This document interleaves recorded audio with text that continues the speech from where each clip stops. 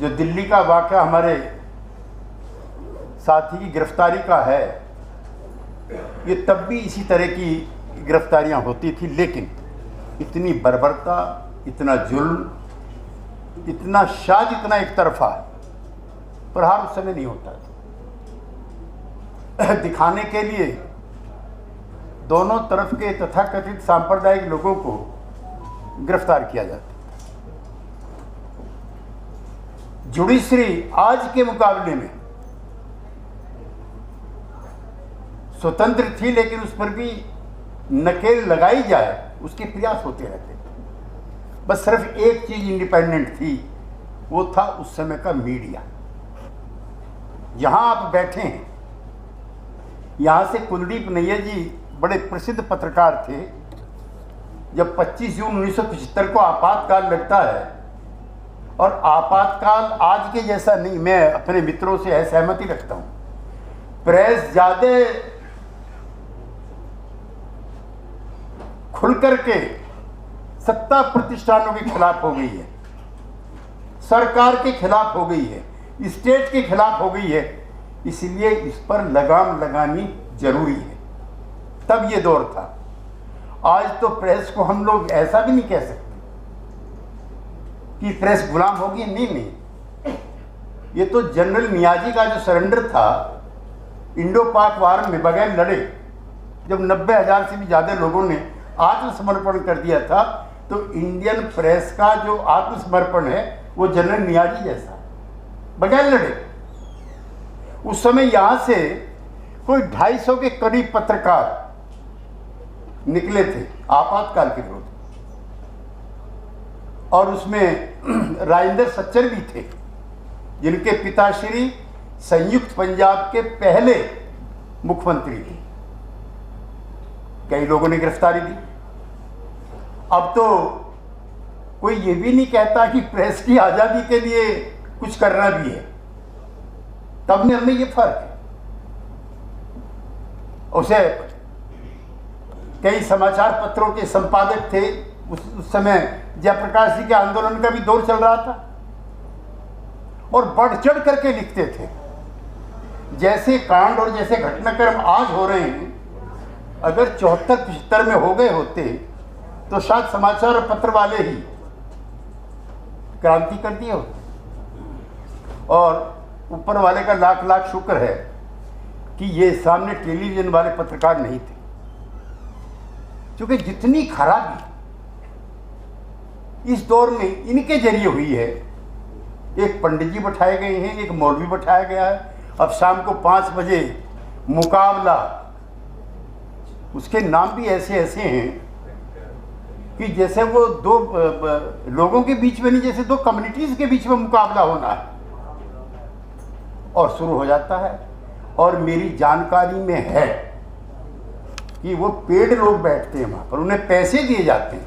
एक बार तो मुझे बहुत ताज्जुब हुआ कि पाकिस्तान के एक पत्रकार को जब गाली पड़ रही थी, तो मैं ताज्जुब में था कि क्यों ये अपने मुल्क में बैठा हुआ बेवजह गाली खा रहा है।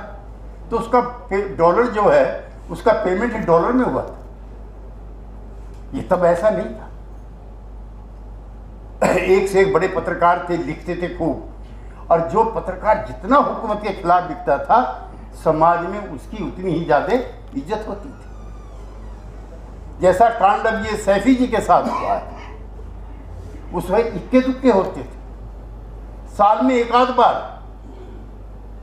हमारे मित्र बैठे हैं, अलीगढ़ के प्रेसिडेंट भी रहे, राज्यसभा में हमारे साथ भी थे। अगर कोई नौजवान नेता गलती से गिरफ्तारी में आ गया, कैंपस में शांति नहीं होती थी, महीनों महीनों कैंपस बंद रहते थे। खबरदार अगर पुलिस घुस जाए कैंपस में। अब तो कैंपस के अंदर भी, हॉस्टल के अंदर जाकर के पकड़ करके लाते हैं, और माफ करना, हम लोग शांत रहते हैं। प्रतिक्रियाएं, रिएक्शंस, प्रतिरोध, रेजिस्टेंस लगभग कम हो गया। तो ऐसे हालात में जिन साथियों ने प्रयास किया है हम साथियों को इकट्ठा करने का, हम उनका समर्थन भी करते हैं, उनको धन्यवाद भी देते हैं। लेकिन जितना हम एक्सप्रेस कर रहे हैं स्थिति उससे ज़्यादा खराब है। और 1947 में मैं बहुत जिम्मेदारी के साथ कहना चाहता हूँ, ऐसा माहौल नहीं था जैसा आज है। मैं पश्चिम यूपी का रहने वाला हूँ। मुस्लिम लीग का सबसे बड़ा गढ़ यही था, जितने भी नवाब थे सब मुस्लिम लीग के समर्थक, चाहे छतारी का हो चाहे कहीं और का भी हो।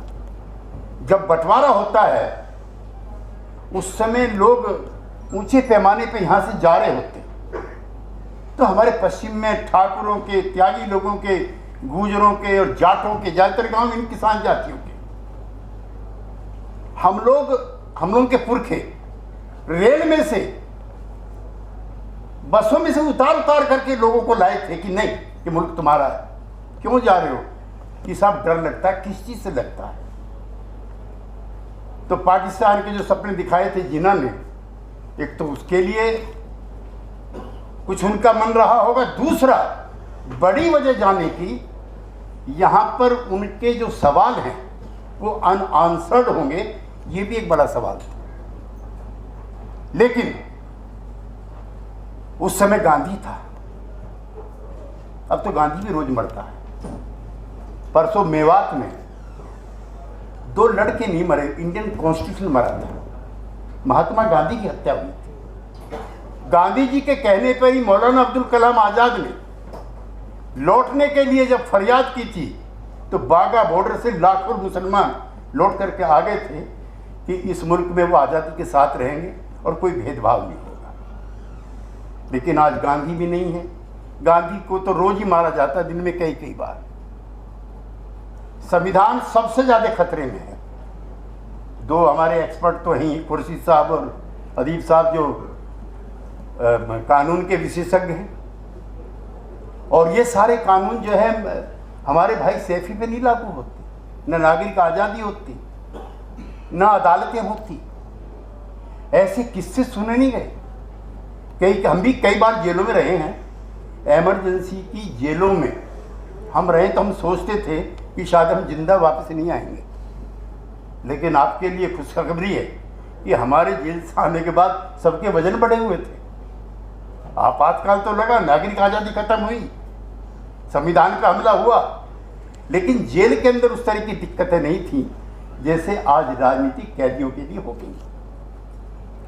इसलिए मैं ज़्यादा समय ना लेता हुआ अपनी पार्टी की तरफ से भी, अपनी तरफ से भी, सब समाज की तरफ से भी, और हमारे जैसे जो पैदाइशी विरोध करने वाले लोग की जमात है लंबी, उसकी तरफ से अपनी टोटल सॉलिडेरिटी अपने मित्र साथी की तरफ है। और उनके लिए कोई प्रदर्शन, कोई जलूस, कोई हड़ताल, कोई सिग्नेचर कैंपेन ये कमेटी चलाएगी। हम उसमें सबके साथ कंधे से कंधा मिला के साथ रहेंगे। बहुत बहुत शुक्रिया।